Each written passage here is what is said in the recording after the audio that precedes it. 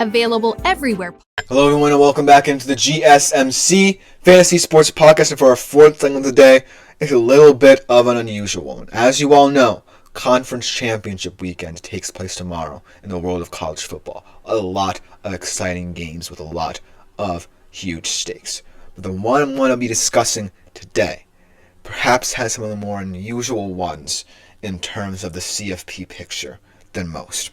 It's one that definitely not a lot of people are going to be tuning into in terms of the big brands that you want to see. The Texases, the Georgias of the world, the Oregons, the Penn States of the world.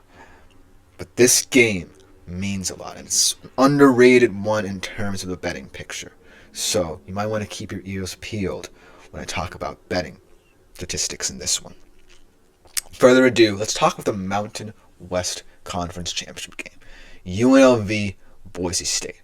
And this one, in terms of theoretically, is simple for both of these teams. In terms of hypotheticals, this, for all intents and purposes, looks like a win and in game. But there are so many different outcomes here for all the chaos that could happen around it that makes it so special. Because these teams, no bars hold, are the teams right now that control their playoff destiny. For UNLV, it's a unique position after all the hectic natures of their team off the field. And for Boise State, it's an opportunity to highlight one of the most special players in college football this season and showcase him on a more grand scale than they could before. But in terms of how this plays out, in terms of whether or not it plays out how we expect it to, a Boise State win compared to UNLV win could toss some things out the window here and create some chaos situations that a lot of people are going to want to monitor. So without further ado, let's dissect it a little bit from a betting perspective and most importantly from an overall outlook for both outcomes for this game. So Boise State are the favorites in this one, 3.5-point favorites. The over-under is 58.5 because both of these offenses we know can be very high-powered in certain moments. And we're also going to talk about this game at least from a player standpoint and who stands out. But let's get into the wackiness that could ensue based off the results of this game. So it's easy, pretty easy if Boise State wins. They're in. They potentially get a first-round bye, say if Iowa State wins the Big 12. Or, if people feel justified in saying that the winner of that Big 12 championship should be placed higher and get the first-round bye over Boise State, they're going to go as the 12th seed.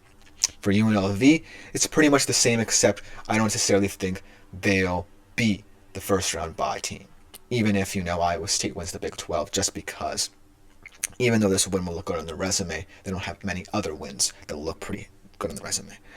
But let's talk about, the outcome first for the group of five and first for Power 4 conference and then for Power 4 conferences in terms of how important this game is. Because in terms of the group of five, while Army, per se, seems out of it, they're currently ranked 24th. So let's say UNLV wins this game. Army, if they win, could be justified in saying, well, we were ranked.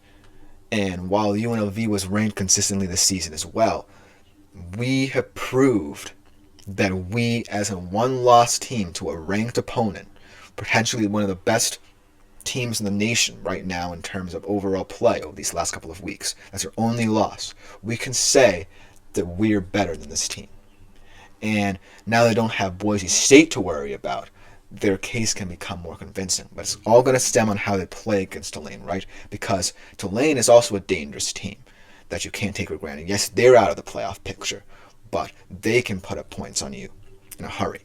And so Army's most likely going to have to blow the doors off Tulane to really remain in this conversation, because right now their case is not compelling. But then, when we look a bit deeper into the Power 4 games, I feel like two respective matchups, the Big 12 and the ACC championships, could prove to muddy the waters here based off the outcome of this game. So, if UNLV wins, right, they're in. But let's talk about the ACC picture and the Big 12 picture, because Arizona State and Iowa State, nobody expected them to be here, right? But if Arizona State wins, I feel it's simple. You're either the 12th seed, and if you play well and the committee views you as playing at a higher level than UNLV, you might just get the first round bye. But if Iowa State wins and UNLV wins, you're now looking at a very deep pool of 2 or 3 loss teams that can muddy the waters. You're looking at a 2-loss ACC third place team in Miami. You're looking at all those 3 loss teams in the SEC. And now you're looking at an Arizona State team who has very good losses but might as well be out because they're in the Big 12. This is where all these debates come into play. On the ACC side of things, that where it could get crazier, because for all intents and purposes, if SMU wins, they're in. But if Clemson wins, who do you put in? SMU or one of those 3-loss SEC teams? That's where the outcome of this one gets a little bit hectic if UNLV wins, because those 2 championship games really are dependent on Boise State winning. Because if you know Boise State wins, you know that they're going to either have the first round bye or enter as the 12th seed. And you know, say, if you're Clemson or Iowa State, you just have to win and you're in. But if UNLV wins, and then Iowa State and Clemson win as well, all those upsets really muddy the waters of how the committee are going to have to think there. Do you now consider more 3-loss SEC teams other than Alabama potential playoff participants? Do you consider a 2-loss SMU team over Alabama because of the fact that Alabama is the bigger brand, but SMU perhaps has played the more clean football these past couple of weeks? Does Miami re-enter the picture now that we have more 2-loss teams? It's also the fact that all these teams are playing in a conference championship game might help them outside of, say, Iowa State and Clemson, because if they lose, they're most likely out. So that's where, if I'm the committee, a lot of chaos can happen. If these 3 teams, UNLV, Iowa State, and Clemson, all win, then you're going to have to open the doors for a whole new debate. But in terms of that, I feel like this game is just going to come down to the players in the field. We haven't really mentioned at all yet in this segment, because these players, let's give them credit here, because we don't often talk about the group of 5 that often here on the show. We should give them their flowers, because these group of 5 players are unsung heroes.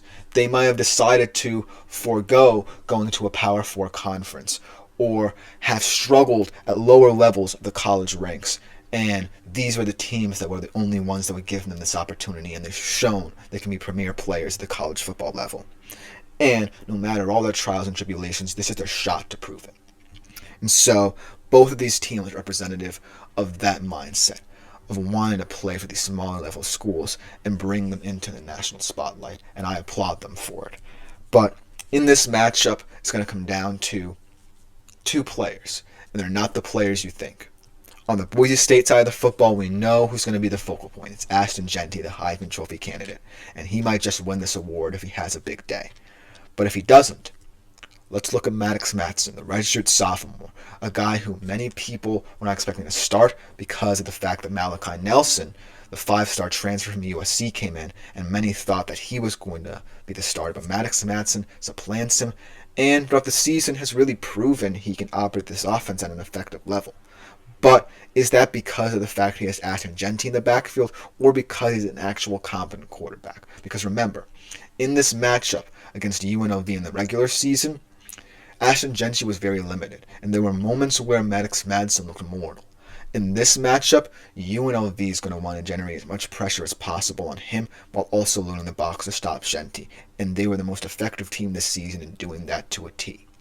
And so look for them to try and replicate that again.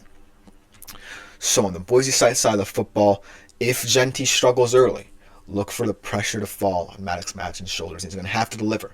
He certainly has capable weapons in the receiving game like Charles Caples, but he's also going to have to rely on the fact that potentially Ashton Jeanty's not going to show up, so he's going to have to step up his game in an important atmosphere. On the UNLV side of things, a lot of people are saying that Malik Williams, this kind of surprise story guy, stepping in after the whole Matthew Sluka situation and really proving that he can operate this offense just as effectively as Sluka did. And his story is just remarkable.